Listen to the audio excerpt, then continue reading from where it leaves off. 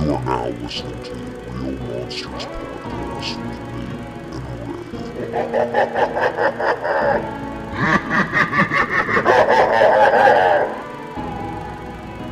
Ray. Well, hello everyone, and welcome to the Real Monsters podcast, the only podcast with the live updates for the Johnny Depp and Amber Heard trial. I'm Nate. Apparently, I'm Camille Vasquez in this situation.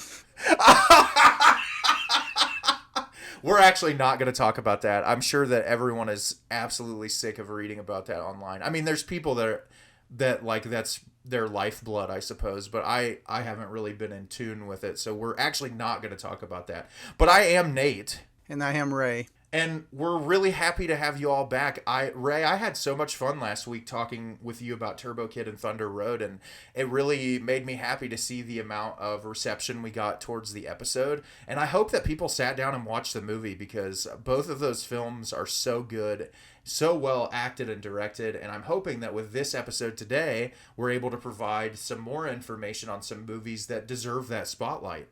I'm really excited, actually, because I thoroughly enjoyed the ones you recommended, and I'm already a huge fan of the ones that I had recommended to you. So this should be really fun. So Ray, I wanted to, before we got started, and we don't have to hang on this for very long, but I know we like to talk film stuff before the episodes start.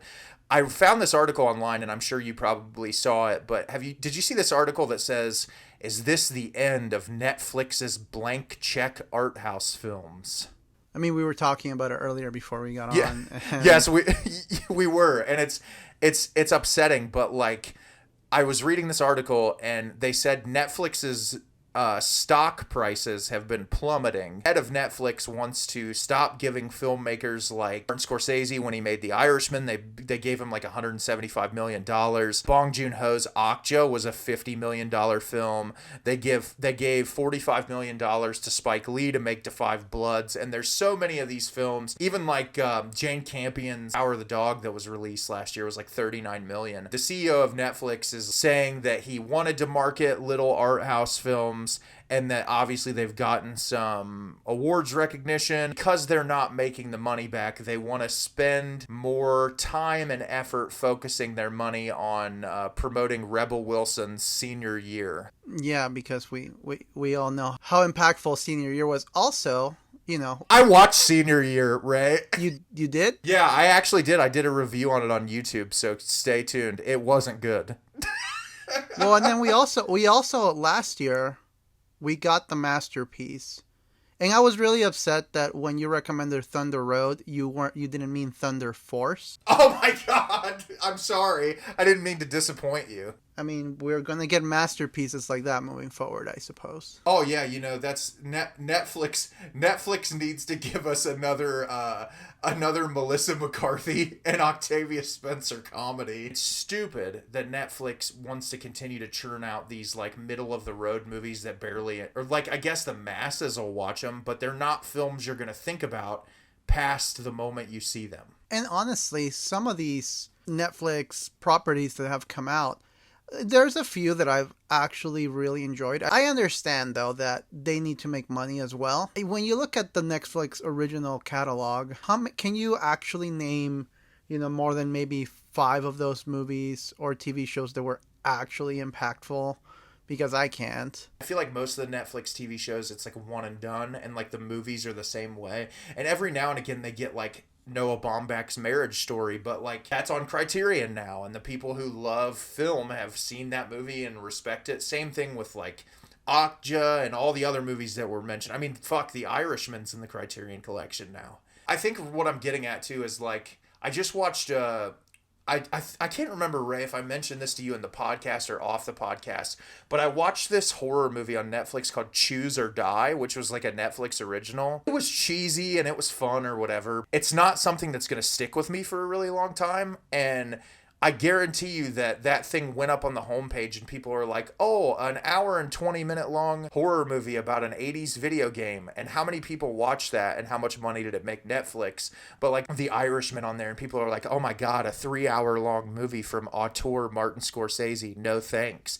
But I remember, it's weird to me because I remember when that movie came out, there was a lot of people talking about it and like how excited they were to see it. I'm surprised, but at the same time, I'm not shocked that Netflix would give up that ability for content creators to put out great material, which is why I will and always will continue to support Shudder, because Shudder keeps giving amazing filmmakers the platform to put out great films. And also, I'm just going to throw a quick plug here as well for Apple TV. I actually have Apple TV. They've been churning out some great stuff recently. I heard about Severance and people said that it's amazing, and I still haven't seen it yet. That's on my watch list. I love Ted Lasso, but anyone who's ever heard of anything knows or has heard about Ted Lasso. But Apple TV also has one called Servants, which I'm not caught up on it yet. Is that the M Night? Is that the M Night show? He's a producer, though. I feel like everyone immediately thinks, "Oh, it's an M Night show," but he's a producer and he'll direct an episode here and there. Is mid-sized sedan a character? I'm not caught up on season 3, so here's to hoping. My brother's a huge Ted Lasso fan, and he praises that show left and right. So I need to get on watching that because I like me some Jason Sudeikis. I think he's really fun and talented. Yeah, I would definitely go to bat for Ted Lasso. It's an incredible show. Well, I'm going to watch Ted Lasso, but first I'm going to rewatch Thunder Force. Well, that was our discussion on Melissa McCarthy movies and the Johnny Depp and Amber Heard trial. I hope that you next episode we'll be discussing Thunder Force. Hey, I will discuss Thunder Force with you if you'll discuss Master of Disguise with me. As long as you dress up as a turtle. Man, I'll do all the impressions. We'll have no listeners left. So that leads us into our topic for the day, if Ray and I can keep our heads on straight. So last week we discussed at length Thunder Road and Turbo Kid, and we had a lot of fun discussing those movies. And our second episode was all about promoting underrated directors. And I think I'm so glad Ray picked the filmmakers that he did because they're so fucking talented. This week we wanted to highlight films from the other directors, but the one I picked was Creep from Patrick Brice, and Creep 1 and 2, it's really hard to talk about one without the other, and so Ray, who recommended Moorhead and Benson's films, wanted to also do the same for Resolution and The Endless, because The Endless is essentially a spiritual sequel to Resolution, so we just thought, fuck it, let's talk about 4 movies today. We got time, and, I'm pretty sure you all, at this point, if you're made it to episode 4, you realize we're long-winded movie nerds, so let's do this. Creep is a couple of movies that mean a lot to me, and obviously I talked very much in length about Patrick Brice and a little bit about Mark Duplass, who is one of my personal heroes. I love him as an actor, and I think he's just incredible for the film industry.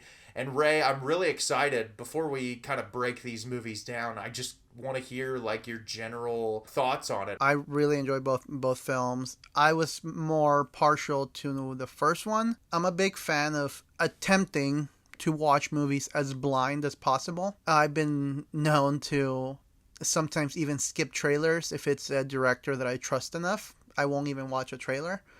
So for this movie, all I knew going in was what you had told me in the previous episode. So I hit play on Creep 1 and on to Creep 2. And this is the thing that I love, why I loved the first one more than the second one, but only by a little bit. It creates so much tension and unnerving energy without any gore, without much violence. I don't know. It was interesting because when I watch a horror movie, I'm expecting some form of, somebody getting their head severed or something like that. And the violence on these movies is very minimal.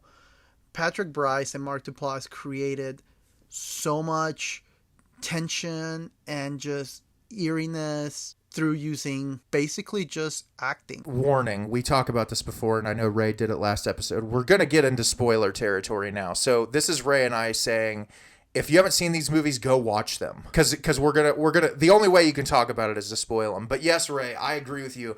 That is also my favorite part of these films, is the way that Patrick Brice and Mark Duplass are able to create this sense of dread without showing anything super violent. Also through the stories and the narration of Mark Duplass's character, giving you insights into his life, so to speak. And we'll get into that a little bit more as we talk about the film. I'll give a little base premise, and then Ray and I can go back and forth. The film starts, and it's shot found footage style. Both films are. Patrick Brice is driving in his car, and he's kind of narrating to the screen. He's driving through this small town, and he lets you know that he found this guy online who's going to pay him to film him during the day. And he gets to his house, and what's great is the setup for how you meet Mark Duplass's character. Patrick Brice gets out of his car. This house is like up on this hill, so he has to walk up these like really steep set of stairs. He gets up there, he rings the doorbell. No one comes to the doorbell, and he's like, okay, this is kind of fucking weird. He turns the camera, and one of my favorite first shots to create that atmosphere is when he looks down and he sees the axe on the log on the ground. Which, talk about a Chekhov's gun. Exactly. And he's like, oh, that's kind of weird.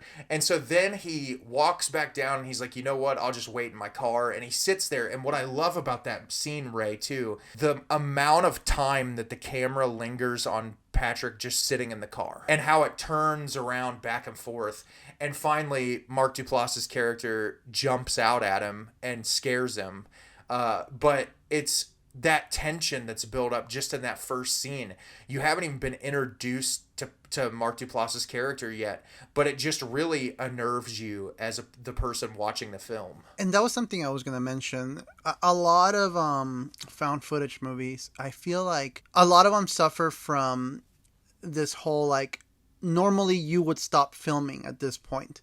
Normally the cameras would stop rolling at this point. Like, a lot of found footage movies have that trope where the camera's still rolling when we all know that shouldn't happen. But this movie makes the premise so airtight on the reason why the camera needs to continue rolling that it becomes more realistic. Because, yeah, I would totally keep rolling if these weird things were happening, whether it be for the money, whether it be for evidence sake.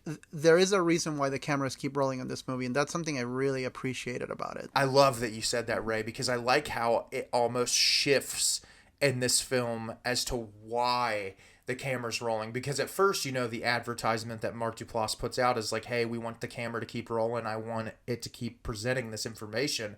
But towards the end of the film, it's like, well, he's rolling for his safety.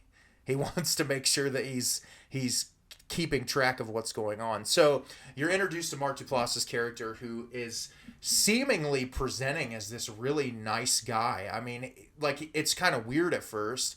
And they go up into his house, and he looks at him, and the first thing he does is he hands him the money, and he says, hey, this is no longer a business transaction. This is an experience between two people. He tells him he's married. His wife is about to have a baby. He has been diagnosed with a brain tumor in his head that is inoperable, and that he may have a month to live. And so he references this film, and he says that he wants to document his life to show his son, so that when he's dead, that his son can watch it. Patrick Brice's character is a little put off by his personality at first. One of the things I'll talk about deeper into this film and in Creep 2 is how Mark Duplass's character, Joseph, in this film, utilizes empathy to manipulate not only you, the viewer, but to manipulate Patrick Brice's character.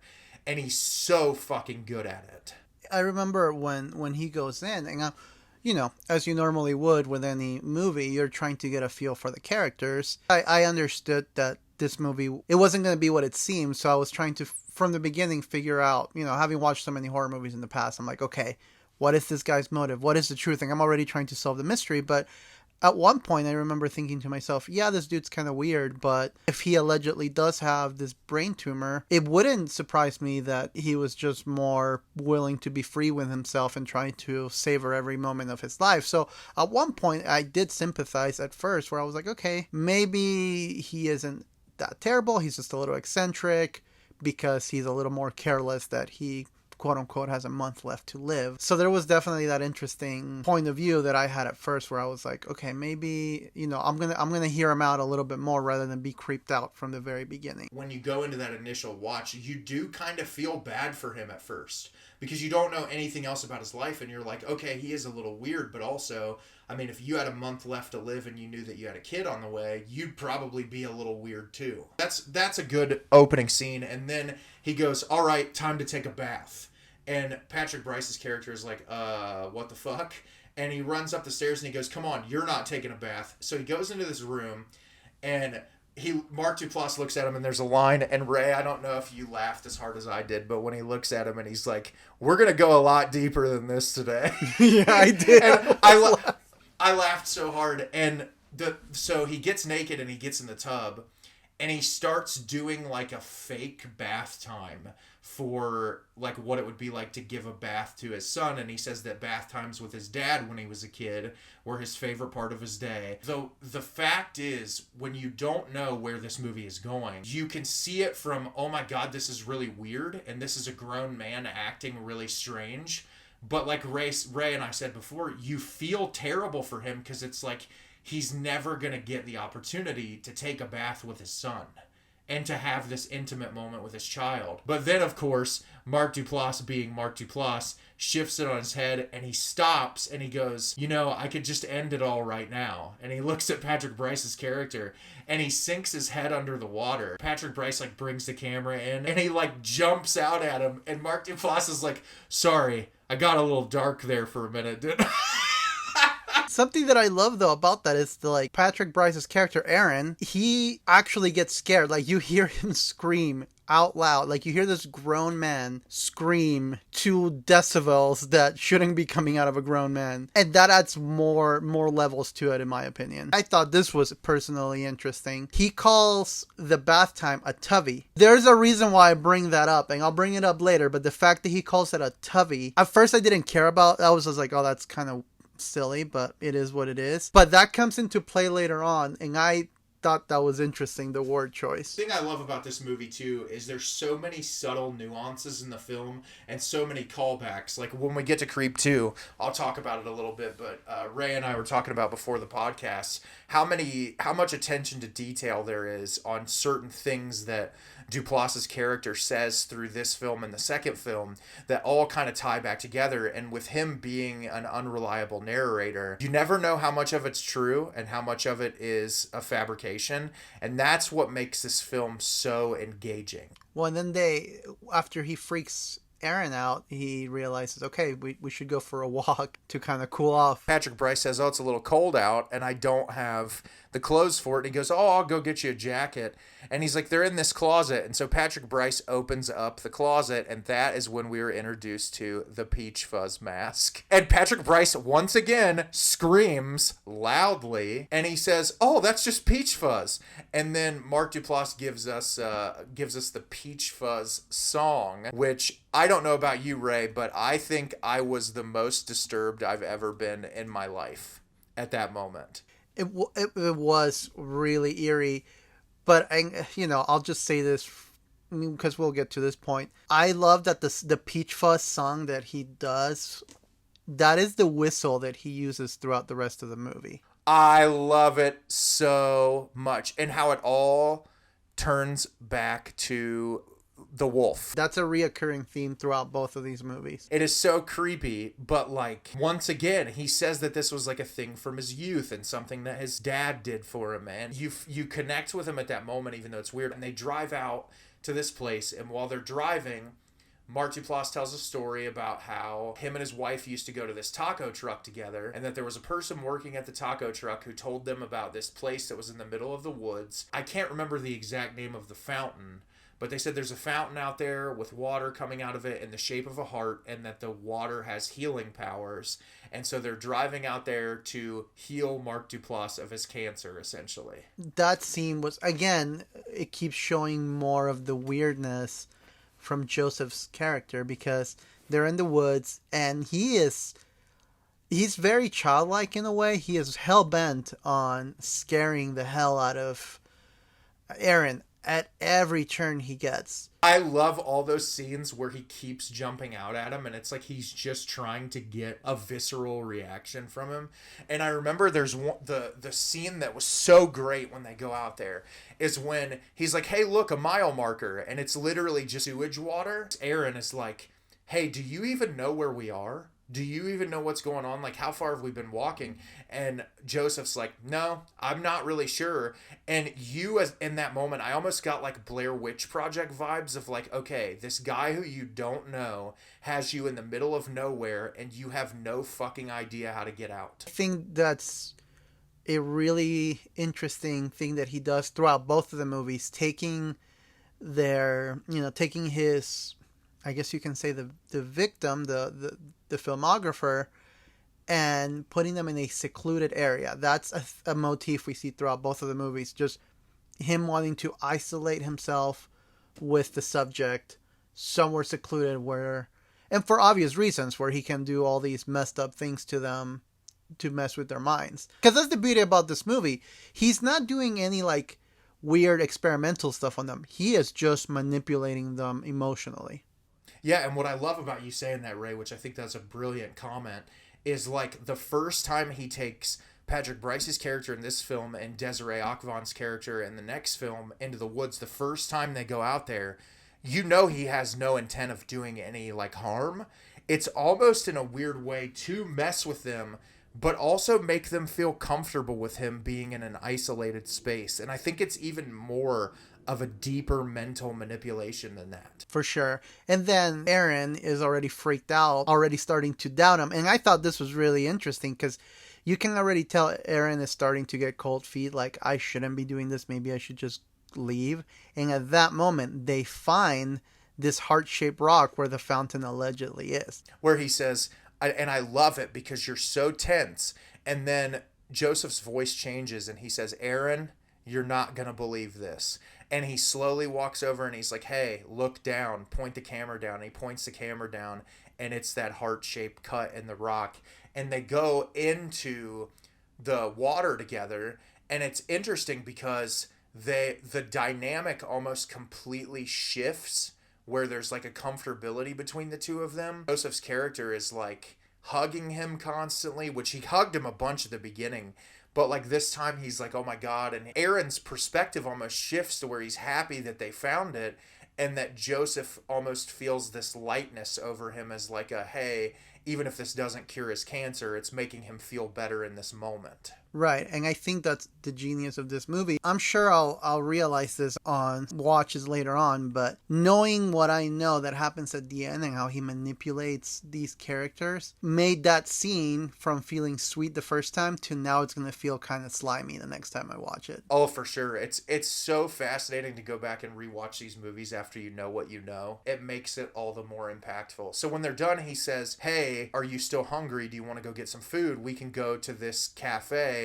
They have the best pancakes in town. My family and I used to go there all the time. And that, Ray, is his first, whether you want to say it or not, either an intentional slip up or a realistic slip up. Yes, I was going to bring that up. That was, I personally felt that was a slip up. Yeah, because they go to the restaurant and he's looking through the menu and he's like, oh, I wonder what's good here. And Aaron says, well, the pancakes, you told me the pancakes are what's good here. And he goes, yeah, but they've changed the menu and I want to look at something different. But he looks like he gets tense, like, huh? Like he's trying to kind of backtrack it and be like, okay, how do I fix this situation? That goes into the first really like tense, uncomfortable scene dialogue-wise where Joseph, he asks Aaron to admit something vulnerable about himself. And Aaron tells this really long story about how he wet himself, right, at like some kind of performance. Tells this really long story and he gets really vulnerable.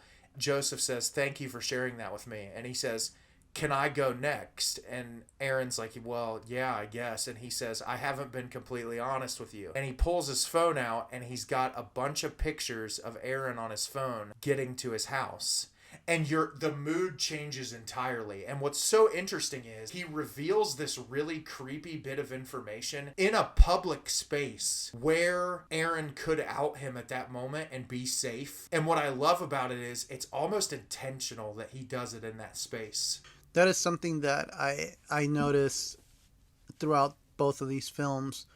When he attempts to do things, it's almost like it's the mind game behind it, because with Aaron, in every setting besides the house, maybe in every setting where he takes the subject has the opportunity to leave at any point. There's nothing stopping them. He's not holding them at gunpoint, but they continuously choose to stay. I can't stress enough just how incredible Mark Duplass's performances are in both of these films. Like, he is just so convincing as a sociopath, and he does an amazing job in the role.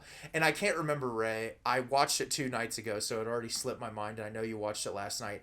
I can't remember if it's there or when they drive back to his house that he says, "Hey, when you pulled up here and you saw that axe, did you think I was going to kill you with it?" I think is when they're back at the house. That's one of the... and that's like right after they drive back from the restaurant. One of my favorite shots in the entire film is when they drive back from the restaurant and Joseph walks up the stairs and Aaron stops midway and he says, "Joseph, I think I'm going to go home now." And he turns around and the harsh light from the security light is going over his head and his entire frame is completely black in a shadow. And so you can't see his face when he's talking to him. And for being a found footage film, that is such a brilliant shot. To me, it's like visual representation of Joseph, which is, here's this dark silhouette. This is him. He's dark, but you have this overwhelming sense of light pouring out, which is almost like the faux personality that he's created. Adding to that thought, you can't see the face, which is the illusion of like his multiplicity of different identities that he uses to manipulate people. Because later on, you find out that Joseph may not even be his actual name. So there's this multiplicity of identities that he's using with every single one of the people he encounters. So the face being blacked out makes sense, because who knows who he really is. And I love that it starts off with Aaron saying like, "Hey, I've got a long drive home. I've already got all my equipment in my hand. It's going to be me lugging all this down the stairs." And Mark Duplass drops the line, which for some reason I laugh at every time, even though it's not funny. He says, "But I was going to pour you a whiskey." And I know it's not a funny line, but it's like the way he delivers it. It's almost like feeble. In a way, it's not manipulative. It's almost like him saying it in a way of like, "But we were going to have guy time." And then what I love is he shifts from that feebleness to the first time I feel like in the film that he's being aggressively manipulative, which is him saying like, "Hey, you realize it's only like a 20-minute drive down the hill. We really need to celebrate what we've done today." And he's very like twisting his arm. Yes, and I feel like there's that, for a moment, I think it crosses Aaron's mind at that moment, like, get out. I think that's the first time he feels a sense of get out of there.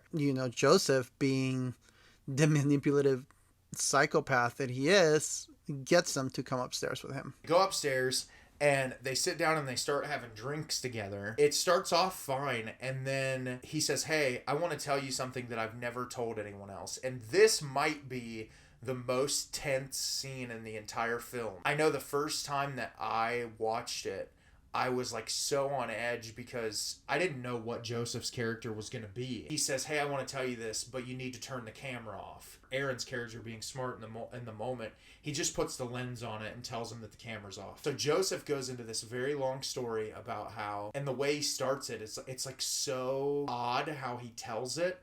But he says he turned on the computer at his house and he noticed his internet speed was slowing down, and he checked the browser history and that there was all this disturbing pornography on his computer, and that his wife was the one who was looking at it, and there was problems in their marriage and that things weren't normal, and they went out to the cabin that they were currently at. And he said they went out, and he said a lot of the pornography had to do with animals.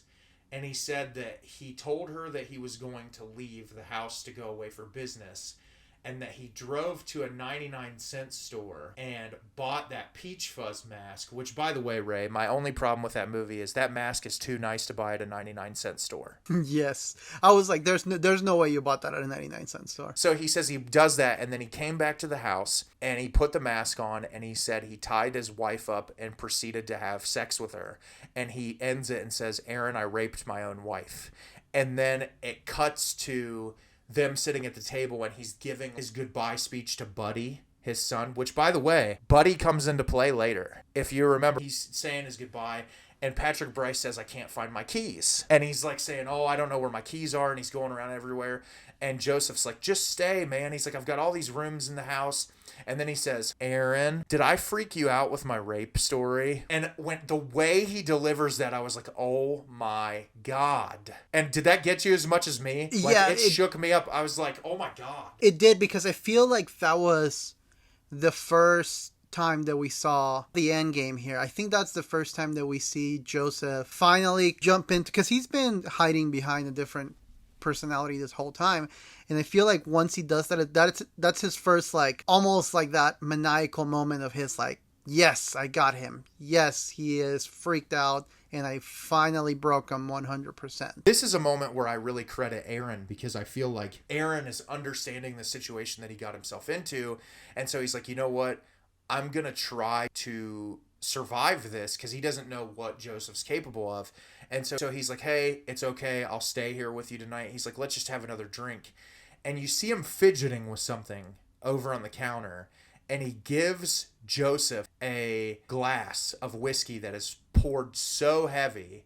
And what I find really interesting about Joseph's personality is, do you notice, Ray, that when people offer him things, even if he would have assumed that that was drugged, which, as we find out later, that Aaron put Benadryl in it to knock him out, that he's so willing and confident in his manipulation that he just takes it. Yes, I did notice that. He knows that he put something in it. I have complete confidence that he knows, especially, like, for someone who's been doing what he's been doing for so long, he would have noticed how heavy the whiskey was poured compared to the tiny bit that Aaron had in his glass. Well, he even makes a comment of that when he serves him the whiskey. He's like, wow, that's a big serving, or something like that. He's like, well, bottoms up. And so he drinks it, and the next scene is him passed out on the fireplace, and he's like, Aaron, what did you do to me? He finally falls asleep, and Aaron goes to pat him down, and he finds his cell phone, and his cell phone starts ringing, and it's Angela, who was referenced as Joseph's wife. And so he answers, and this is when we know that the entire film shifts, which Angela is not his wife, it's his sister, and his sister says, you need to get the hell out of there right now. And he says, is my life in danger? And she says, just stop whatever you're doing and leave right now. My brother has a lot of problems. And that is all that we get insight into. And then, and here's why I do believe that what you're saying, that Joseph knew that he was being drugged, because the second Aaron walks out of the room, Joseph is gone. First time that I'll insult Aaron's intelligence is when the back screen door is cracked open and he decides to go out there. Yes, that was, I remember seeing that. I'm like, bro. So he goes out there, and there's like a lot of buildup before, though, and I love how the camera moves around the cabin, because you never know where he's going to come out from. He finally ends up going out the back door, and Joseph pops out, and he says, I don't want to die, Aaron. And he says, Joseph, I know. And he goes, I know you know. And he says, Joseph, I know. I talked to Angela. And as soon as he says that, Joseph takes off into the house, and it's like he knows now. This is a different dynamic between these two people. The thing that I thought was really interesting is, because Joseph, it's established that he's a smart guy. He's a manipulative guy. He knows exactly what he's doing at every turn. So there's no way that Joseph approached Aaron thinking Aaron was still being fooled by the act. At that point, Joseph knew. And he still broke out the waterworks. And he still did the whole pity party of, I don't want to die. And I think that, once again, attests to how confident he is in his own manipulation. Yes, and so then that leads into Aaron runs into the house. He goes down the stairs, and Joseph is in the peach fuzz mask, standing by the front door. He says, "Joseph, are you trying to scare me?" And he shakes his head yes, and he's making this really like guttural growling noise. Which that scene was so unsettling to me. Yes. And he's like, "Are you going to let me leave?" And he says, "No." And you hear Joseph scream, and the camera falls on the ground, and it cuts to black.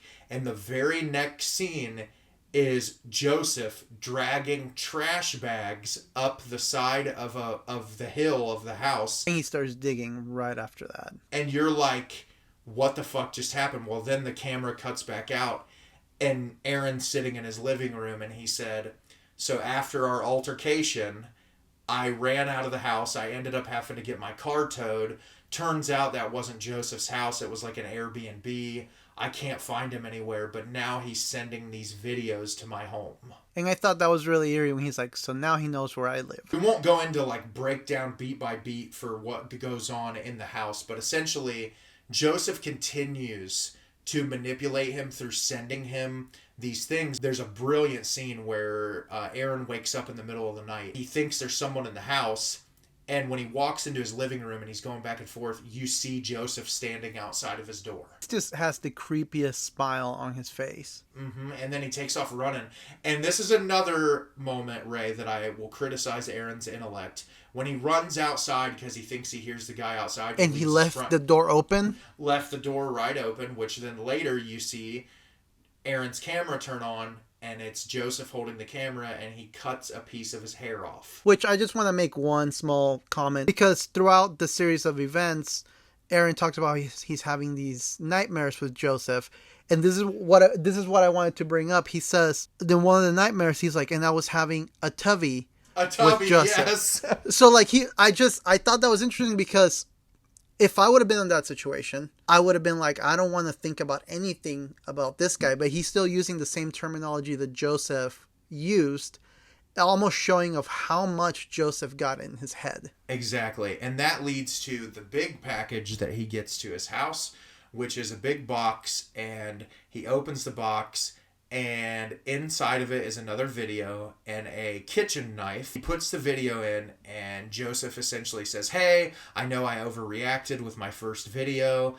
I'm a little upset. I really thought we bonded." And he goes on this big thing, and he says, "There's something else in the package if you haven't found it yet." And he pulls it out, and it's a wolf. And this is where the wolf theme goes into really big territory, where he talks about how he loves wolves and how they're misunderstood, and yes, they're violent. He goes into this real big detail about like gutting a person, and like that there's nothing like tearing into something and cutting into it, and he's like, you should cut into that wolf and see what's inside. And so the video cuts off, and what I find interesting is, and Aaron doesn't use the knife to cut it open, he just rips it, and there's a locket inside with J and A forever on it, and their pictures inside. Yeah, and I remember seeing that. Just, I don't know, because at that point, I don't even know what to think of Joseph anymore. It almost alludes to not only an obsession with Aaron to the degree that it almost starts feeling sexual, like almost a sexual tension going on that Joseph has with Aaron. It's really fascinating. So after he gets that, he just kind of tries to blow it off. He tries to call the police a couple times. The police don't do anything. And so then that's when the scene happens where Joseph comes into the house, cuts his hair off. And so he wakes up the next morning, and there's actually a slit cut into the screen of his window, and there's a DVD tucked into it, and it says "Play Me." And he turns it on, and it's Joseph, and Joseph says, "Hey, this is going to be my last video I send you." This is the ultimate manipulation tactic. And he says, like, "I'm just a really lonely, fucked up person who has no one." And he says, "I just want a friendship. I just want someone to be close to." And he gets really personal. And what I find interesting, Ray, and I'm curious if you took this the same way, when it cuts to Patrick Brice watching it in the chair, it almost looks like his eyes are watering. I didn't notice the watering, but I noticed in his face, he actually believes him. He actually feels... In fact, he even mentioned that. He's like, I don't want to go, but I mean, look at him. And he shows this place. He says, "Hey, this is a public park, and there's going to be a bunch of people here. Nothing's going to happen to you. I just want to talk." And so he goes, and then we have, if you would like to talk about it, Ray, the most brilliant shot in the entire film. So he gets to the park, and he sets up a camera, kind of has this panoramic view of where he's going to be. And he even narrates, he's like, I set a camera, I have my phone ready to dial 911, if anything goes south. But then Aaron, and this is the only thing that Joseph talks about it later, but I don't buy that after how freaked out he was, Aaron wouldn't turn around. Maybe he was just that good of a manipulator. And maybe I've just, thank heavens I've never been in a manipulative relationship where I would just trust somebody that fully. But Aaron is just sitting there. And what threw me off is that you hear a chainsaw in the background. The chainsaw threw me off because I thought, Aaron is going to show up wielding a chainsaw like a maniac. Joseph. But Joseph shows up and he just stands behind Aaron for almost an uncomfortable amount of time, even though it's only a few seconds. And he puts on the peach fuzz mask. And then he takes out the axe, referencing the Chekhov's gun from the beginning. Made it so unnerving to me is that he doesn't just rush at Aaron with the axe. He starts like almost tiptoeing, almost cartoon-like towards Aaron. And he lifts the axe and hits Aaron in the back of his head with the axe. But the thud of that axe on Aaron's skull was so disturbing and unnerving that I am convinced that that's probably what that sounds really like. What's great about it too is that it's really the first act of violence we've seen in the film, other than Joseph tackling him at the house, and it makes it so much more visceral and disturbing when it happens. It really unsettles you. And what I love is it cuts to Joseph watching it in his house, and he goes, Aaron, Aaron, Aaron. He's like, you did everything right. You set up the camera. You had your phone turned on speed dial to the cops. Why didn't you turn around? Yeah, he even questions us like, why didn't you turn around? And he keeps watching it over and over again. And what I love is the scene where Joseph has the monologue at the end and he's like, you know what, Aaron, I'm always going to love you more than the rest because you trusted me completely. That was the most fucked up part of the movie, in my opinion. He's like, you believed her. And so then you see it cuts away. And Joseph's talking on the phone in his house, and he's talking to someone about the same type of thing that he set up with Aaron's character. And he goes into this room, and he opens this cabinet, and he's got DVDs and VHS tapes with all these people's names on it, meaning that he has been doing this shit for a long time. What I love, and the reason why this movie had to be found footage is because the lack of a score adds so much tension to this movie. Absolutely. I love that element of it, and I think it is so brilliantly done. And yeah, that leads us into Creep 2, which is a very different film tonally, almost at times more of a comedy, where the film opens up similar circumstance where Joseph's character, who is now going by the name Aaron, comically enough, is at this guy Dave's house, and they're talking to each other, and Dave opens this package up.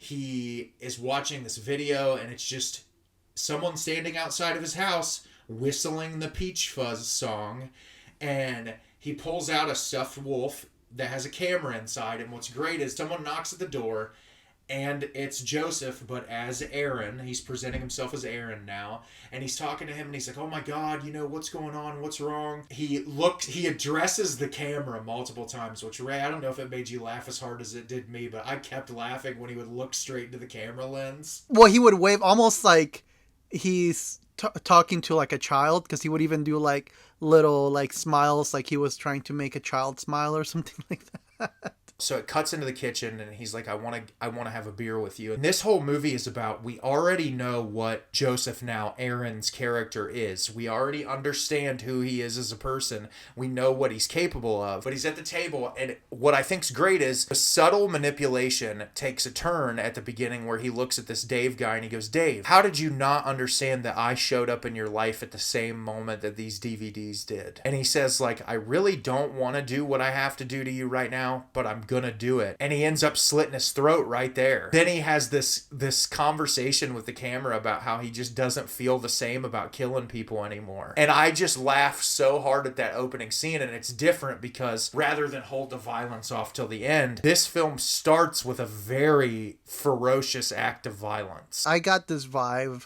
that he isn't using the same techniques with everybody, because it almost feels like David guy, he is friends with Aaron, they've been hanging out, but he's also getting the DVD, so it almost feels to me like this David guy was not a filmographer. He was not a guy that he lured with the excuse of filming stuff. He just basically picked up this dude at a bar, almost like alluding that Aaron is getting bored with his old techniques and is just trying new things as well. So then we're introduced to Sarah, played by Desiree Akhavan, who is doing a web series on YouTube where she's essentially just answering these wild Craigslist ads to kind of create this web series, find people who are in their most vulnerable state and just kind of get an idea of their psychologies, and to show kind of the loners of the world and to give them a platform to talk about what's going on in their mind. And there's this montage sequence of her doing all this weird stuff with these people, and she finally stumbles on one that says $1,000 for the day, and we're aware that it's Aaron at this point, Joseph Aaron. She goes, and when she gets there, goes to knock on the door, door's open, and what I love is it's Aaron's character standing next to the counter with a blender, and he's just blending it loudly, and she tries to say hello, and he's like, I can't hear you, the blender. He's like, green smoothie? This is a person you've never met before, and she's just like, sure. Right off the bat, he looks at her in the face and says, I'm a serial killer. And he essentially just says, I've grown tired of it. I don't love doing what I do anymore. I don't enjoy this as much as I used to. This will be a way for me to essentially kind of fall in love with what I do again. And he tells the Francis Ford Coppola story, which I love, where he says that Francis Ford Coppola in his career made one of the greatest movies of all time, and he made a quote and said, hey, if I never make a movie as good as this one again, at least I'm trying. This is the moment where I'm going to take a moment to plug something, because the reason why this girl answers this ad is because she realizes her show sucks on YouTube, and she's just desperate, and she was like, I'm just gonna do this because I don't care anymore. No one is watching, no one is listening. So to all of our listeners out there, please stick with us. Don't push us to the point where we go film a podcast with a serial killer. Or do, because that would be interesting. They have this really long conversation, and he essentially asks her, like, hey, are you willing to do this? And she, like, completely wholeheartedly says yes, almost as if, she, like what you said, Ray, she's at a point in her life where she's got nothing to lose. You could tell from the beginning, she doesn't really believe that he's a serial killer, but he does show her the video of killing Aaron. I thought that was really interesting because, you know, at first when I went into Creep 2, I was actually concerned. I'm like, is this just going to be a rehash of Creep 1? And the fact of the matter is, no, he has taken an entirely different approach. He even looks different. He's behaving entirely different than how, which goes to show Mark Duplass's acting chops, because he's essentially playing an entirely different character than Joseph. Yes, exactly. And that's what I love. I love that this movie takes a whole different approach. And I think that that's why it makes it so successful, is because it does approach the subject matter through a little bit more of a comedic lens, but I feel like that tension is still there. Our character, Sarah, I feel like, is a much more confident and intelligent person than Aaron was in the previous film. Absolutely. She kind of knows what situation she's in, but she's always got her guard up. He essentially tells her, like, hey, do you agree to doing all this? And she says 100%. And he says, hang on a minute. And he runs out of the room, and he comes back downstairs in a robe. And this scene makes me laugh every time. And he goes on this long spiel about how the only thing separating men and women is the two of each other seeing each other naked. And he drops his robe, and he's just standing there butt naked. And he goes, is this okay? And she's like, yes, it's fine. Is it my turn now? And he's kind of surprised. I think that the vulnerability in his character in this movie is he really is shocked that she's willing to play into it so much. She strips naked in front of him, and she says, are we good now? And he says, yeah, we're good. And that's when it takes off into two of them going out, like we said with Aaron's character in the first film, into the middle of nowhere together to start shooting this documentary. Before you get to that part, though, I did find something really interesting about that scene, because when Aaron strips down, She just has him on full display from head to toe. You can see everything. When she strips down, he never actually shows her private areas. Like, you never see her fully naked because he keeps panning up to her face. And it's interesting that later on in the film, he makes that comment about never having sex and never kissing anyone. I wonder if there's a shred of truth in that, or if it is manipulating. And that's what I like so much more about this movie. And I know you said you're a bigger fan of Creep 1, but I think what I like so much about this is we already know we're in the hands of an unreliable narrator. And what I love about this movie is trying to piece together what is real and what's not. How much of what he's saying is real, because we know that he can lie, but he also seems like Sarah puts him in a vulnerable place. But we also know he can tell the truth because from the get-go, he's like, hey, I've killed people. And we know that's true. We know it is, and she doesn't. So they go out in the middle of nowhere. He's like, I had this pictured as my Jesus moment, and I was up to the neck in water, and it's like this little tiny puddle. And she's like, it's fine. We can make it work. And he has this freak out. And the hardest I laugh in the movie, she's like, Aaron, remember, Coppola. And he says, what?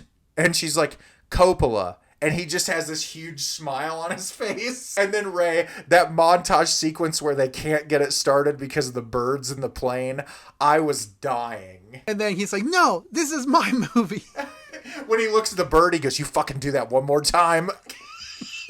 Duplass is a brilliant comedian. And in all the films he's acted in, he is such a great comedian. And this movie really kind of plays into all of his strengths. They eventually get some footage and he gets upset and he just kind of storms off. And Sarah starts going after him and he's laying flat on the ground.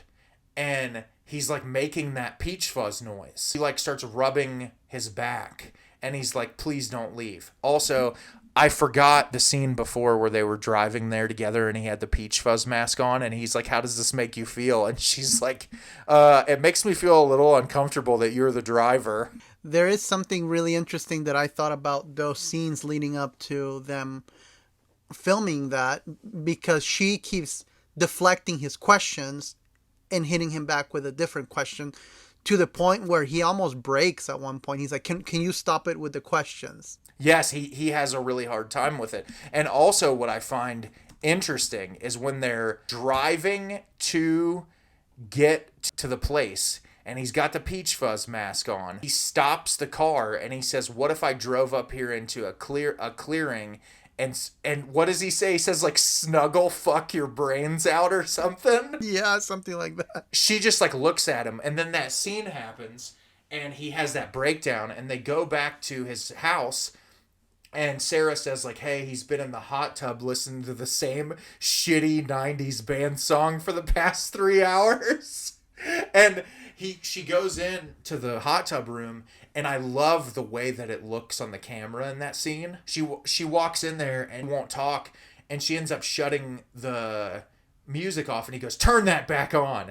And she's like, why? And he says, that's my favorite song and I need it more than anything. She turns it off and she starts badgering him with questions. Well, this time, instead of being deflective, he gets open about it. And he starts talking about how the reason why he started killing people is that when he was really young, he was trying to hitch a ride somewhere. And this guy picked him up and he took him into the woods and he told him that he was going to bury him alive and kill him. And he ended up getting out of the circumstances and killing the other guy. But what's fascinating about the way that he talks about him is he said that even though he was trying to kill him, that he was absolutely enamored with him and his personality and the way that he presented himself. And that's when he makes the comment that I talked to you about before the podcast, Ray, where he says, hey, today's going to be a great day, which is the first thing that he says to Patrick Brice's character in the first film. Oh, that's right. So it's like you wonder how many shreds of honest truth are in that. And he says, like, I don't want to do this anymore. I don't feel it anymore. Sarah climbs into the hot tub with him and starts like giving him a back massage. And you could tell his demeanor shifts a little bit. And he starts coming out of the depressive episode a little bit more. Something I think it's really interesting about Sarah, and this will come into play later on, so I wanted to kind of just bring this back. She, to a degree, is playing at the same level as he is, because before she goes into the hot tub, she's like, this is the most vulnerable he's ever been, and I know I should do the decent thing and not and leave and give him his space, but I need to go in there. So she's almost trying to take advantage of what she believes is his vulnerability. But at the same time, we find out earlier on in the film, that she concealed a knife in her boot. And she has all these ulterior motives. So I think in a way, Sarah thinks that she is outsmarting him in a way. She's also vulnerable enough to where she's not 100% sure that he's telling the truth. And it's almost like that some of the stuff she's actually buying into, which is where it's making what Aaron is doing so much more above her at that moment. So that even though she's on her guard, he still seems to have the advantage point. That's something really interesting about this film, because I do believe Aaron thinks that I think he's enjoying it so much because it almost feels like he's met his match and he's trying to, break her. And it's it's being a lot more difficult to break her, unlike on Creep number 1 with Aaron, where he was able to, break Aaron pretty easily. Aaron comes out of it and essentially he tells her that he knows how he wants to end it, or how to end the documentary, and that's that she kills him. And he says here, and he shows her how to swing the axe, and he tries to get her to cut his head off. Well, she can't do it. And so then he switches to where he goes to hang himself from the rafters. Which, by the way, I thought it was really interesting that he puts on the Peach Fuzz mask to be beheaded. When he does the thing where he hangs himself from the rafters, he doesn't even give her a moment to think about it. He's like, either you'll save my life or I'll die. And he just jumps. She has a breakdown, essentially. But what I found interesting, Ray, and I wanted to ask you about this, he pulls her down. He says he was wearing a harness and that he wasn't going to actually die to get her to come out of it.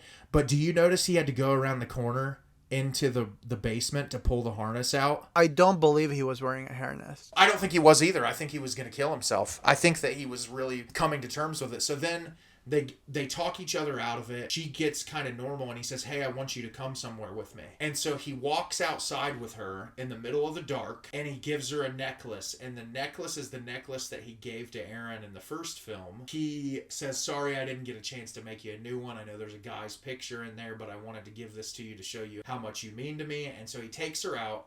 They point the camera down and there's a giant hole.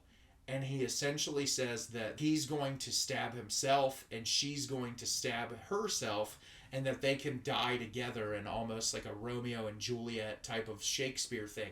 And he guts himself with that knife. He stabs himself 6 times, and at that moment you see Sarah's face change. And she knows, holy shit, he was telling the truth. And there's a moment because she takes off running. And this is why I brought up earlier about the middle of nowhere thing. He literally yells at her, you're in the middle of nowhere. You have nowhere to go. Exactly. Then there's a scuffle where he chases after her. Confrontation between the two of them is so tense. It's insane. This is the only moment, though, where this film, in the entire at this point, we're at hour mark 2 and some change, is the only time I actually had to suspend disbelief. Because I have a hard time believing that Aaron is able to chase her and knock her down that intensely after he stabbed himself in the gut 6 times. Oh, yeah. The question you have to ask yourself is, knowing how manipulative of a person that he is, did he ever really intend on killing himself? Or did he go light on himself and stab himself in a spot that he knew it would hurt, but that it wouldn't stop him that much? That's a good point, because that could easily just be as part of his manipulation. And then he goes and stabs her a bunch and throws her in the hole. Well, then he thinks that she's dead. Well, Sarah outsmarts him and she's not dead. By the way, that scene, it almost feels like a callback to how he killed Aaron.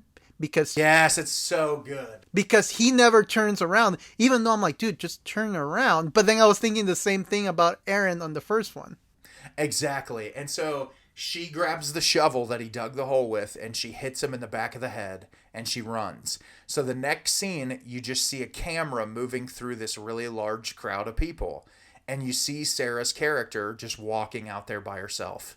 And then you see her get on the bus or the subway, one or the other. The camera goes on the subway, and then you hear the Peach Fuzz song whistling, and finally he whistles at her and she stares directly down the camera and cut to credits, and oh my god, that sent chills down my spine when I watched it. Yeah, and I remember when I heard the Peach Fuzz, because at first, because I had read that there is plans for a third one, so for a split moment I thought he was dead. So I was like, wait a minute, he died, how are we gonna make a third one? And then I saw the recording, I'm like, wait, is he alive and he's recording her?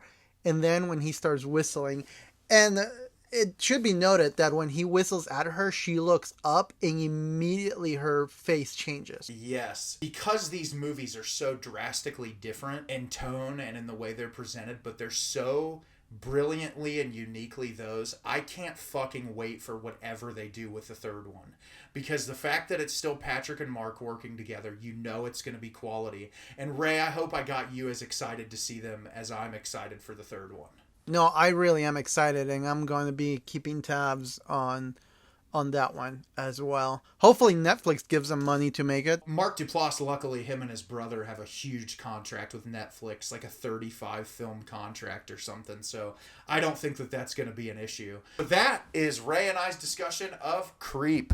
We hope that you guys enjoy those movies, because Ray and I love them very much. And so now we're going to transition into talking about the filmmakers that Ray recommended, which are Aaron Moorhead and Justin Benson, and we're going to talk about the films Resolution and The Endless. So I'm going to hand it over to you, Ray. So, now that we took the time to talk about Creep and the unsettling universe that was, now we're going to move into a more abstract universe that was created by Benson and Moorhead. And I figured these two films, we can really talk in any order, I guess. But let's start with Resolution, because I feel like if you have a grasp of Resolution, some of the callbacks on The Endless are more fulfilling. So just to give a little background on Resolution, at the beginning of Resolution, this guy Mike, he is concerned about his buddy, and he is worried that he has relapsed on drugs and it's in a really bad place. So he drives up to his friend's cabin and basically help him to get him clean from drugs, because he has been doing a lot of it and he's concerned for his safety. So he drives up to see his childhood friend, and when he pulls up, his buddy's already shooting guns up in the air and is just having a party, and that's the moment where he shows up. So I obviously knew nothing about Benson and Moorhead's films other than what you talked about in the episode when I watched them all the way through. And I knew that you said Resolution was their like low budget starter to their career. And I just thought this would make you laugh. When I turned on Resolution and the first shot is the like VHS camcorder footage of him like shooting guns off and stuff, I was like, how fucking low budget is this movie? And then it cuts into their apartment. I'm like, oh, this is fine. I think it was a really great intro. You immediately get the personality of his character. And then when you pull back to Michael's character, you see him at home with his wife. You can see like their relationship and that he's just trying to be a good friend. And when he first gets there, what I thought was great was like the sound of the birds and like how quiet everything is, and then just that abrupt like gunshots going off. I'm glad you pointed out the VHS thing, because that is a motif throughout both of these movies. Yes, absolutely. He shows up and he pretty much reconnects with his friend right away, almost like they just picked off where they left off, and his friend invites him over to his cabin, but the cabin is just in disrepair. There's like, it's a crack house essentially. And this one's a very simple movie. I feel like we won't spend a lot of time talking about the premise, because the premise is really these two guys in the cabin, but he handcuffs him to just one of the exposed pipes in the cabin and tells him that they're going to stick it out there for a week until he kind of clears all the drugs from his system, and his buddy's just not happy about it. And it becomes this relationship where they're buddies, but he hates him because he's making him do this thing he doesn't want to do. A series of strange things start to happen. What I love about Benson and Moorhead's entire filmography is they spend so much time on these relationships. And what you're saying, like you said, you know, he kind of hates him. But isn't that friendship? People who are friends have to do difficult things for the other person when they care about them. And I think this movie, despite all of the supernatural elements that happen and all the crazy shit that you witness, it really is a beautiful story about two people who truly do care about each other, but one has gone through so much shit in their life that they feel like drugs are their only way out. There were moments that really almost moved me to tears when he was talking about his own life, because you could just tell how difficult and how awful things have been for him, and that turning to drugs were his only way. Seeing this friend who's willing to like compromise his own safety to go to this place to take care of his other friend, I thought that element of the film was really beautiful. Well, and then the interesting thing is when at one point he kind of protests, like, why are you even here? And he's like, because you sent me these videotapes. And he has no idea what he's talking about. Uh-huh.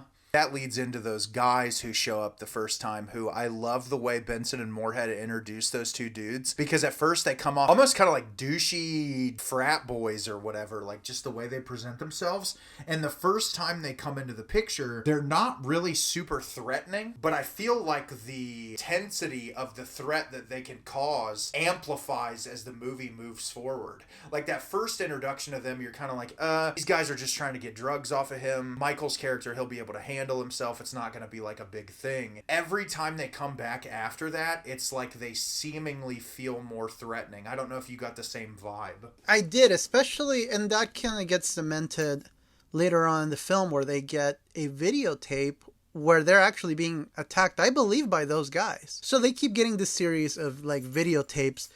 Basically the videotapes are events that are going to happen in the future. Our lead characters, they're kind of put off by it at first, but they're so fascinated. It's like they just want to learn more. There's like little pieces introduced, like when Michael goes under the house at one point and finds all those old like photographs and stuff. I like that Moorhead and Benson introduce all these little elements that don't necessarily come into play when it comes to the overall like scope of whatever this thing is, but they just create that really eerie ambiance that constantly keep you as the viewer guessing. I love that this movie already starts introducing certain characters that you don't know about, but they will come into play later on in The Endless. I love the callbacks.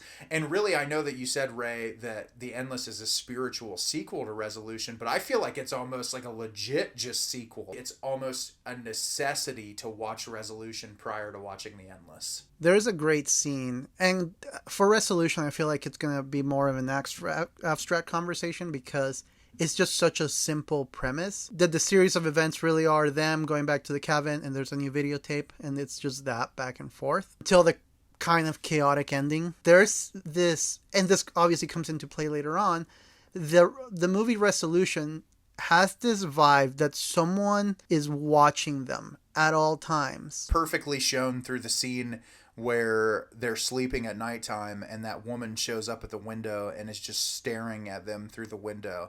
And it's so darkly lit and shot, you can't even really make out her face. But oh my God, that scene unsettled the hell out of me. Yeah. Well, and then, yeah, like there's this whole ordeal going on that they're being watched. And it's unsettling because someone is watching them. You do not know who's watching them, and then they get these videotapes. The creepy thing is that the videotapes aren't these like ominous things that just by happenstance, like sometimes it literally just falls from the sky. But one of the things I wanted to add on to the conversation you've already had, Ray, about this environment and something watching you, one of the other things that I love that Moorhead and Benson added to this film is that it takes place on a Native American reservation. And I think that whole element of like when that's introduced and you find out that he's literally been squatting in this place and the ramifications that can come from someone being on a Native American reservation that's not supposed to be there, everything that is surrounded in Native American culture. And there's so much like superstition and lore embedded into Native American religion and culture, which makes your brain go crazy thinking about every possibility that could be occurring. Yeah. That's true. I hadn't actually made that connection that the setting of the Native American reservation can probably add a lot of layers to that. There's a scene in particular, though, that I think this one's worth noting because it comes into play later. As they're kind of dealing with help this dude out with his drug addiction, he has a very, I guess, normal routine going on. He'll make food, he'll go for a jog, he'll go exploring, but one of the days that Mike goes on a jog, he runs into these two missionary types who are played by Benson and Moorhead, who are basically telling him how they're there to preach about their Savior and about their religion. And the guy's like, look, guys, I'm not interested. I just think it's really interesting because when I watched Resolution for the first time, I had already seen The Endless, so I knew what they were talking about. But how was it being on the receiving end where you hadn't seen The Endless and you didn't know that was coming? It made the things in The Endless when it popped up, like all the characters from Resolution, when they would come into play, it just made the callback so much more fun. And I felt like it was Benson and Moorhead saying, hey, we loved making Resolution, but we didn't have the budget to fully kind of form these ideas we want. And it was almost like them saying, we love the characters of Resolution. We care about this property that we made, but now we're going to cement it into something that has a higher budget, that can visually look better, and that we can fully realize it. So I love that you had me watch it in that order because it really made it even more impactful for me. You don't get a lot of information into it. The Native American guy that he has to pay off so that they can stay in the place, and like what has happened there. Why do they refuse to rebuild that house? Why are they not going into that area and doing something with it? And that just adds more of a mystery to it. Towards the very end of the movie, after they get these series of videotapes pretty much telling them what's going to happen, within a few minutes to a few hours, they start noticing that those videos are becoming more and more accurate of what really is going to happen. The climax of this film is so insane to me because you get to the point where Chris is like, he's willing to go back to rehab, or to go to rehab. He like changes, because at first he's like, just let me do drugs and let me die. Like, I don't have any reason to go on. When he finally hits that realization of, oh, I want to live, and you think that you're going to get this moment of closure with our characters and this happy ending, but that is not the case. And once again, Benson and Moorhead succeed at not showing you anything and still making it such a tense moment. And Ray, when you said that in the second episode, I thought that was after I watched their films. I was like, Ray worded that so brilliantly. And the genius of Benson and Moorhead's filmography, with the exception of Synchronic, which I've said is a little on the nose, but the rest of their films have all of these elements in this world that affect what's going on. And it plays out in a way that you don't always see it. You don't always know what's going on, but it's there. And there's some kind of presence affecting these people. And I love that part of their work. Well, even that moment where the alleged force shows itself to them, you still don't see it. It's a point of view shot. And it's such a great way to end it. And I was like, holy shit. Literally, Ray, as soon as the credits cut at that moment where it like comes in on them, I was like, I can't wait to watch The Endless. Yeah, because, for those who haven't seen it, you just see this thing looking at them. And at first, it looks like it's at eye level with them, but then it rises up and it's looking from above them. So it alludes that it's something huge, and it just charges at them. And it's just like omnipresent. And it can be in every moment. And knowing that it was there that whole time makes you even more unsettled, to where when I got into The Endless, I was like, okay, how are they going to build on this more? And I feel like they fully realized the concept. On The Endless, you have these two brothers. It seems like they're living in the dumps. They have jobs that they hate. There's that great moment where they're texting each other and he's like, you need to get a new battery for the car. That he spends the money on like videotape equipment because there's a videotape waiting for them at the front door where it's a message from what seems to be their friends who are telling them they're about to, leave. They're about to go on their ascension, but that they will be right back. So he gets concerned because it looks like Aaron's character almost like he misses being in that compound, versus Justin's character, he wanted to escape because, as he calls it, it was a UFO death cult. The way that Aaron presents it is like hey, we got these full meals, we had a great place to sleep, we had this good group of friends, and ever since we left, we're literally fighting for every penny that we have and trying to live life as miserable. Before you even get to the quote-unquote death cult, you're given this perception of, like, they say that these people were lunatics and they were manipulative, and that everyone in the compound is castrated and there's going to be this mass suicide. And you're given all this information, but when you're first introduced into the world, it feels almost like the contrary. Yeah, honestly, at the end of the day, it comes off maybe a little hippie-ish, but that's about it. They like brew their own beer to make enough money to keep it going to where like everybody gets to pursue their own passions. I can't remember the character's name, but there's that young woman who, well, I say young woman, but she's older than Aaron, that Aaron seems to be interested in, who like makes clothes. The guy who's the leader of the cult, who is like very into science and math, and he seems like a really wonderful person who just wants to take care of people. And you wonder how unreliable is the information that you were fed earlier. Most of the film you're spending questioning like how much of this information that Justin and Aaron gave us at the beginning of the film is actually legitimate. From the very beginning, they establish a very, like, they're really good at establishing that brotherly rapport. There's that great scene at the beginning where Aaron is trying to convince Justin that they should go back and they should try it again, and he keeps questioning him, and Justin keeps kind of arguing with him that they shouldn't. And then there's that great moment where he just takes the razor where he's cutting his hair and just shaves half of his head. They do really feel like brothers, and clearly that's the reason why they make movies together, because they have such a good chemistry. And I also love that when things start to go awry when they get there, that you can tell the argument is very similar to an argument that family members would have about like why to stay or why to leave.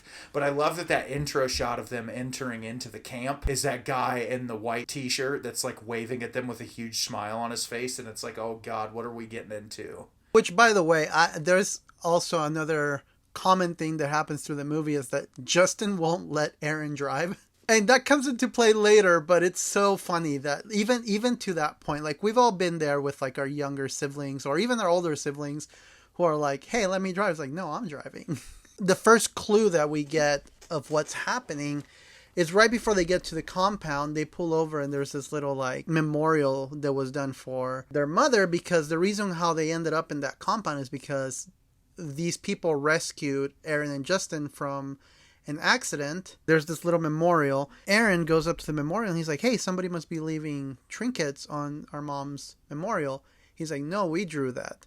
He's like, well, it looks perfect. It looks perfect. You know, and it's really well preserved. And at that point, Justin looks over into the horizon and he sees these birds flying like in a circular pattern, which, you know, the whole circle thing, very prominent imagery that they use in this film. He's looking at these birds flying in a circular pattern, and when he turns around, the birds are flying the same pattern on the other side. But when he turns back around, there's no birds there anymore. Of like the cyclical nature of time and like replaying time goes into effect so many different times throughout this film. You can sort of piece together in your mind what's going on, but I love that it's never like overtly explained to where there's enough ambiguity that you can be like, this is like some sort of entity, or is this like possessed land, or is this like a deity that's controlling things? And I like that it's sort of left up to your interpretation, but I love how many callbacks we get to characters from Resolution. Like the first one, and I know I mentioned it to you before, Ray, they're loading the beer at one point onto this truck, and you're given a shot of this guy, and the guy is the realtor who shows up at one point during the Endless to try to ask if they can sell the property. When they showed up at the compound, everybody seems pretty excited to see them. Yes, like overly excited, if anything. You kind of get these like little callbacks where they've talked about how Justin, when they escaped, he almost made it his life goal to denounce this place, going, you know, on live TV and talking about how evil this place was. It's so you would think that they would have like hard feelings towards them, which you find out that they do. But at the very beginning, they are just embracing them. And I love that scene where he's like, are you hungry? He's like, I'm starving. Let's go eat. And it's almost like they never left. Exactly. It's like people who have known each other for so long that they're just like, hey, let's go have a meal together. And they really do talk like they've been together for forever and that like no time has passed. Which is interesting knowing what's really happening, because I wonder how much time had actually passed for the people in the compound. Not given a whole lot of like supernatural stuff really early on. It's just introductions to these different characters on the compound. We have the scene where they go out and it's the rope attached to what we think is like a ladder or a tree branch. Which I'll let you talk about, because I know you said that scene really hit you. Yes, it was incredibly unsettling. Do you remember what they call the game? It's like the struggle. The struggle. Yeah, that's what it is, the struggle. So they go outside and the guy essentially says, okay, who wants to do the struggle first? And what they do is the guy, I wish I can remember his name, but the creepy guy in the white t-shirt runs, and like the way it's lit is it's completely dark. It's like a void you're almost staring into. And he runs up, and you think he's climbing up a ladder or something, and a rope comes down, and he throws it, and he says, who wants to do it? And so Aaron reluctantly is like, oh, I'll do it. And he starts pulling on it, and he can't do it, and he can't pull it right. And so it gets taken away from him, and Aaron says, well, let me try it again. He ends up tying it around his body and manages to pull it down. Well, when we cut back to the group of people who are watching, that guy who supposedly was up there tying it and holding it is behind them. So we have no idea what the fuck is holding on to that thing. And that to me scared the shit out of me, because I'm like, what are they fighting against? What is this that they're pulling on that's got that much force that's pulling against them? What hit me that kind of unsettled me even more, though, is when Justin takes a turn and he gets yanked, like to the point where he gets rope burn. Aaron seems more willing to join, where Justin is really reluctant. And you almost think like that omnipresent entity is understanding, like, this is the guy who's causing Aaron not to want to stay. The rope is being held. It looks like it's being held from a pretty tall place, which it's interesting going back to Resolution, where that whatever that thing is that charges at them, it's really tall as well. I can't remember if it was before that or after that, but Ray, I wanted to talk about how there's the scene where they're eating in the dining hall together. We've been introduced to all these different characters, and I can't remember what her name is, but she's the girl who does the painting stuff. She's there talking, and she says, yeah, I escaped from this place, and there was this guy who was out in this house, and he was like on drugs, and I used to take care of him and help dress his wounds and stuff. Oh, it's when she's wrapping up Justin's hand. Yeah, when she calls him a gun nut tweaker. Yeah, exactly. And you're like, holy shit, this was the girl who was tapping on the outside of the window in Resolution. We get confirmation of that later, because there's a lot of like social gatherings that they're having. At one point she's painting, and he's like, what are you painting? It's like, it's the gun nut tweaker, and it's obviously a painting of the guy from Resolution. That's what leads into when we're introduced to Michael's wife. Yeah, because so what happens is that Justin keeps finding these notes, which is really interesting, because on Resolution, I have forgotten to mention this in Resolution, Mike talks about how his wife leaves notes, little notes, sticky notes everywhere. And then in The Endless, we find out that this lady has been leaving notes everywhere asking people to be quiet because she can't get any sleep, because we find out that she is looking for her husband, who went missing when he came into that area to help his friend, which call back to Resolution. Justin starts finding all these things. He talks to Hal, and Hal says that he doesn't really know anything that's going on any more than anyone else knows. He says that he should go out fishing, and that this photograph that he found that has a buoy in it, that he should jump to the bottom of the lake by the buoy, and that the answers that he needs will be down there. Which, that scene is so tense to me, because I thought that scene was almost comedic at one point. He starts taking off his clothes, and Aaron is like, what are you doing? Like, super uncomfortable, because his brother just starts stripping, but then he dives down. And that's where it gets really interesting, because you are just seeing, like, not a point of view shot, but like basically you're looking at Justin's face reacting. We skipped over a part 2 where when Hal explains to Justin and shows him the 2 moons, and he says that the second moon is an atmospheric phenomenon, and that the 2 moons brings truth, and that when there's a third moon, that it would signify their ascension. That's right, and then they have this awesome scene where you see both of the moons almost mirroring each other. Which happens a couple times in the film, where you see the 2 moons. But yes, that scene where they dive down in there, and he comes back up, and he's like, we got to get off the water, we got to go now. And that overhead shot into the water where you see that large, like, shadow moving, oh my god, that shook me up. I remember he strictly says, like, there's a monster at the bottom of the lake. Then when they pull out, there's a videotape in there, once again, going back to the videotape motif, that they take back to the compound. They're talking about it. And I actually, before we get to that, I just want to make mention of one thing. There's something that keeps occurring throughout, because much like Resolution, a lot of it is like this everyday routine that they're having. And every time Justin goes on a jog, he walks past this guy that looks like he's just walking around angrily. And every time he tries to approach him, the guy literally looks like he vanishes into thin air, which that comes into play later. When they take that VHS tape out and they play it, it's all the recordings of Justin and Aaron misrepresenting the camp. And they actually show that scene where they talk to Mike. They see all that, and Hal goes on this big thing and says we brought you back in here and accepted you with open arms, and we didn't say anything. We didn't treat you poorly. And it's really like a tough scene because you've got to know these people in the so-called cult.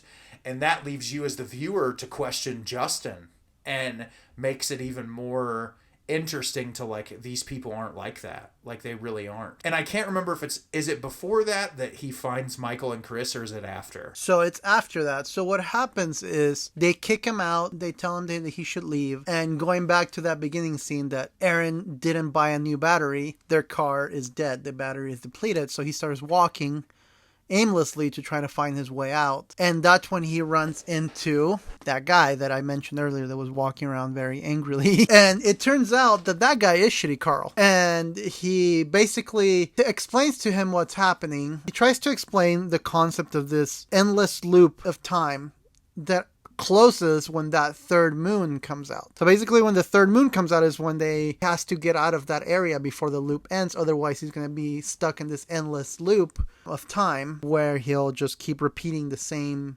pattern every day. And then he explains that there's this deity that's the one causing that. But the interesting thing is he says the deity, when the cycle ends, will kill you.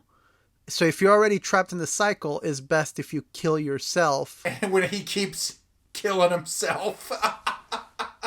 which it's placed for such a comedic moment, because like there's this great scene where he hangs himself and Justin like opens the door and see his body hanging, and then he pops up restarting the cycle. Like, what are you doing? My favorite time loop stuck moment though is the one that Aaron runs into of the guy in the tent. Yes. And that is truly like one of the most suspenseful and terrifying moments in the movie, because we see it earlier. He walks up into that area, but he doesn't get close to it early. But it's like the sound of that record player playing on repeat and like the clock, and he just kind of walks away from it earlier. But when he approaches it later, he actually looks in the window and sees that guy doing the same thing over and over again. And the guy just looks over at him and says, "Run." And that was one of the creepiest scenes in the whole movie to me. Well, and then I think that was the first moment that Aaron actually starts questioning whether they're doing the right thing by being there or not. After the scene with Shitty Carl, and you're finding out what's going on, that is when we find our guys from Resolution. Because he actually goes there to find guns, because Carl tells him, I'll tell you what you need to do to escape, but you need to find me a gun first so he can kill himself with the gun. And then, well, when he gets to Carl and Mike's cabin, they basically tell him the same thing. It's like, the best way is to kill yourself before it gets to you. And then there's this heartbreaking moment. I don't know if it broke you the way it did me, but when he's talking to Mike and he was like, do you have anybody? He's like, I have a wife and a kid. I hope she's happy and that she moved on. Yes, and then you realize that she too is stuck in a time loop, searching for her husband. Yeah, that was heartbreaking. Oh, it killed me. I was like, wow, if you could make this movie even more like guttural. And oh my God, it really got to me. That scene happens, and then Justin goes back to the cult area, and they kind of decide like, hey, we need to get out of here. But there's something interesting though, as the third moon starts to become fuller, the loops get way more apparent and way more intense. Like there's this great scene where Aaron and Justin are actually like on different time loops, and they're like crossing into each other's loops, because at one point they split in different loops, So like there's a part where Justin is walking up this hill and he's, calling for Aaron, and Aaron just out of nowhere just shows up. Like almost alluding that loops are starting to close and they're starting to cross over into other loops. I know we can talk about it in great detail, Ray, but I feel like it's just something you have to see because it's so... The movie, for the most part, it's like an hour and 54-minute runtime. And I feel like for the most part, the film is really slow and methodical and takes its time to like build up. But the third act of this movie is relentless. There's something about the third act that I really appreciate it because I feel like we've all been there in a way. Even after Aaron knows everything and he knows what's going to happen, he was like, why don't we stay? Like he hates his life so much that he's willing to live in this eternal loop as long as he has friends and some food. They decide to leave and they barely get out. Which that was the part that I found really interesting because once again the car is without a battery and they're arguing like siblings about this car battery. Yes. Meanwhile, there's this loop closing on them and this potential like end of their lives is coming, but they're like arguing. And then my favorite part is when Aaron is like, let me drive. It's so good and it's so brilliant, and I really would recommend, like, I know Ray and I are recommending a lot of movies, but I just watched all of Moorhead and Benson's catalog, and they're just such great filmmakers, and they have a passion for what they do, and it really translates well onto the screen. And if you're really into these like ambiguous science fiction films, Resolution and The Endless are amazing. And I know, Ray, you agree with me on this. We didn't talk about it in detail on this episode, but please watch Spring as well. There's this one last thing that I want to add this actually hit me in like a very, like it impacted me when, as they're trying to escape because they're escaping and this loop is closing on them. They're arguing as they're trying to push this car to start it. Aaron finally fully opens up to Justin, and he's like, I just want you to let me make my own mistakes. And that scene was so good. And then there's this beautiful scene at the end because he's like, I just want you to let me make my own mistakes. I love you. And they have this really beautiful moment. And then as they're driving, Justin wakes up and he looks at Aaron and he's like, we're about to run out of gas. And then Aaron goes, we'll be okay. And then Justin laughs like, all right, you can figure out on your own then. Kind of like showing that new shift in their relationship. Like, all right, you want to make mistakes and you want to be just as responsible. It almost felt like that moment they became equals. The ending to this movie is just so great. And I just thought that the whole thing was brilliant. And I'm so glad you recommended them to me because they're like new favorite filmmakers for me now. And I am going to be so excited when Something in the Dirt comes out later this year. And I'm sure, Ray, you and I will both be hoping that it comes to a theater near us so that we can jump on and watch that thing as soon as we can.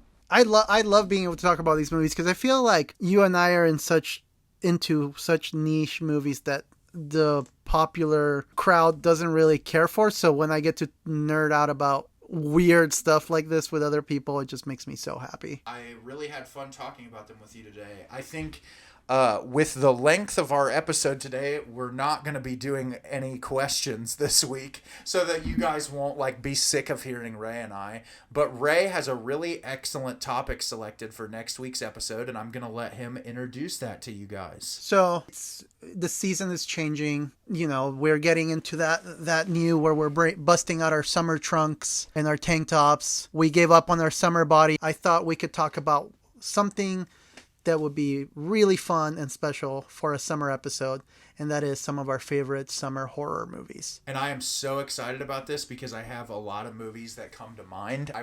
And I hope that we can do like last time when we picked these directors. I don't really want to talk about it with you beforehand because I think it's so fun to just drop them on us and kind of give those recommendations. Yes, for sure. Because something I really enjoyed about these recommendations you gave for the directors is I went completely blind with Creep and Thunder Road. I went completely blind with these movies, and it actually made my experience so much better because I had no idea what was coming.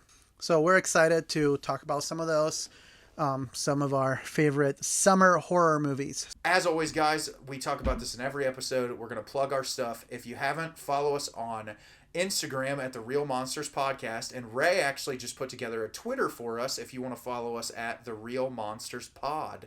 You can find all the information. Ray and I will be doing updates. I will do my best to make some cool little video teaser trailers. And then obviously we have our personal Instagrams. Ray's at AnalogC, and I'm at My Exit Unfair.